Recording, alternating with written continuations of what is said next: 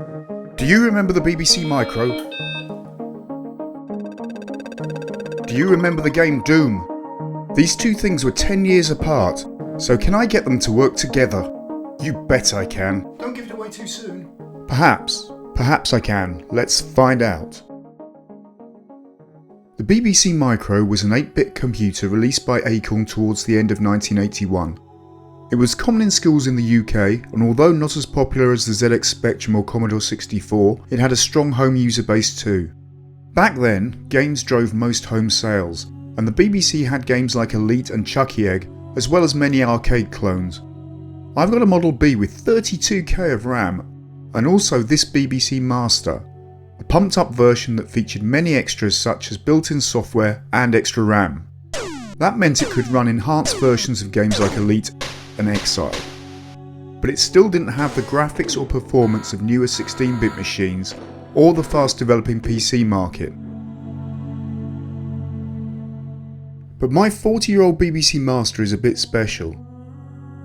If I take off the lid, you can see an internal Raspberry Pi coprocessor and an internal solid-state hard drive.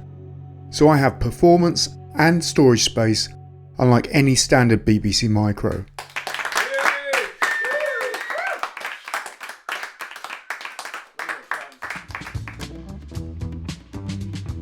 Doom is a first-person shooter released in 1993 by A+F Software.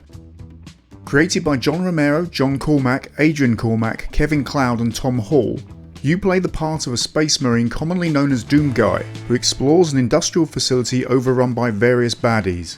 This version, the first episode, was released as shareware for PCs, with the full version selling well over 1 million copies.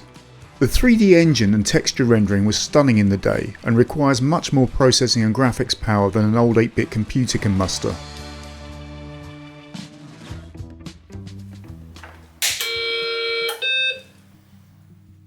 I need to just tell my Micro to use the internal coprocessor via Acorn's Tube interface.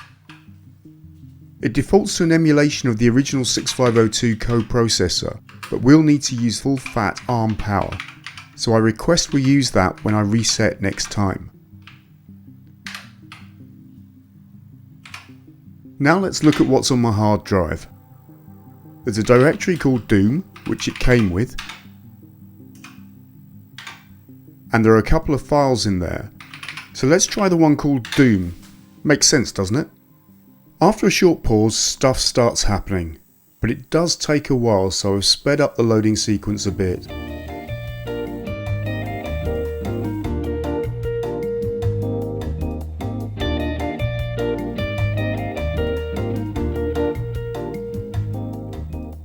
And now the screen goes blank.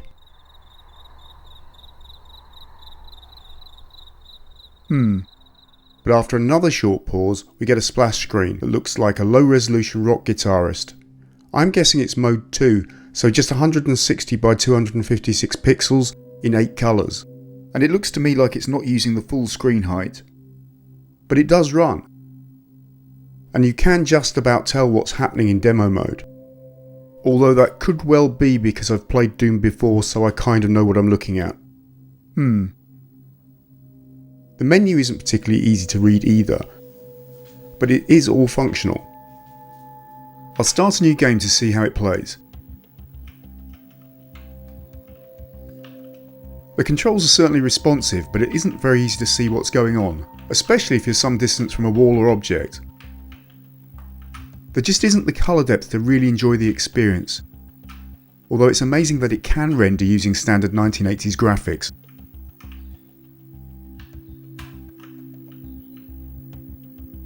But there is another way of running Doom on my BBC Master, by using the -Pi switch.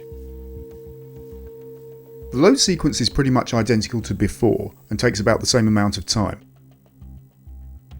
But at the end, we see the native BBC graphics are disabled and the Pi video is enabled.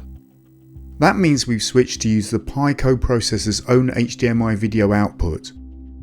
On my machine, that comes out just above the standard RGB monitor output, via this flat cable. The Pi Tube Direct VDU driver gives much higher quality graphics in terms of resolution, colour depth and performance. And we can see that in the splash screen, which is much clearer than before.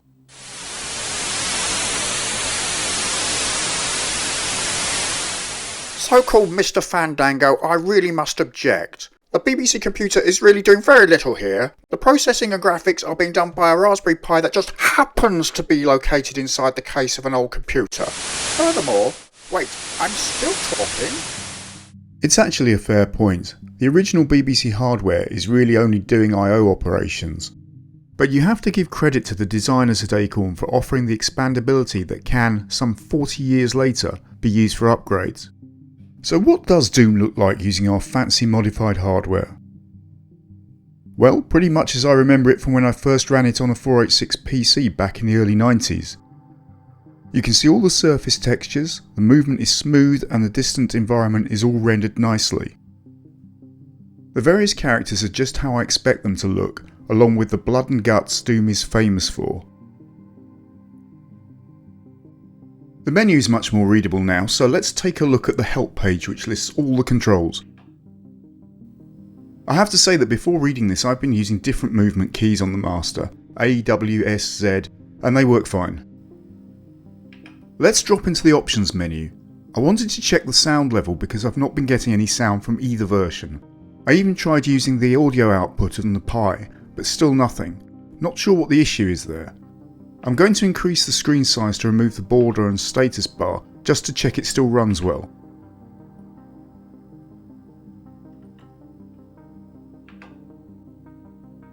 And away we go, and everything looks pretty good. I sense a bit of tearing when I do a fast turn, but nothing too intrusive.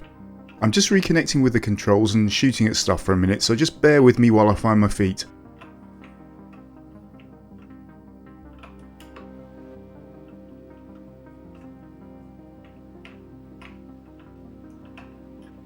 Now let's explore. I remember a bit of the layout. I know there's a corridor that's difficult to spot at first that leads to the first door you can open. Here it is. And now we're inside the facility and we can start killing things. Splendid. I remember the first time I saw this room back in the day. I was utterly gobsmacked. I'd never seen graphics like it. Particularly the sense of space and the detail and lighting on the control panels. Ouch! Here I'm in the final part of the first level. I immediately get my bottom spanked raw by the nasty creatures and end up getting killed to death. You can of course run Doom directly from the Pi VDU if you don't want to go through the traditional BBC micro video output startup. It runs in just the same way.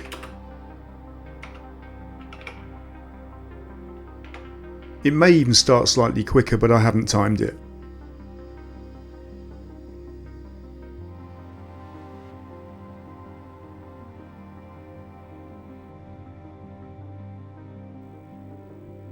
This time I got to the end of the first level, so I just wanted to show you all that I can do it.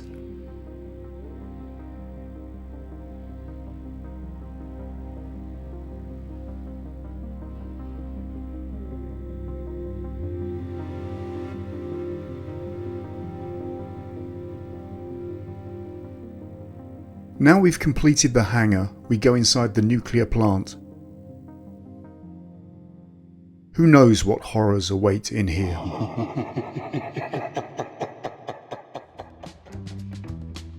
I've had a lot of fun fighting alien monsters intent on invading Earth, but the real hero here is my modified BBC Master.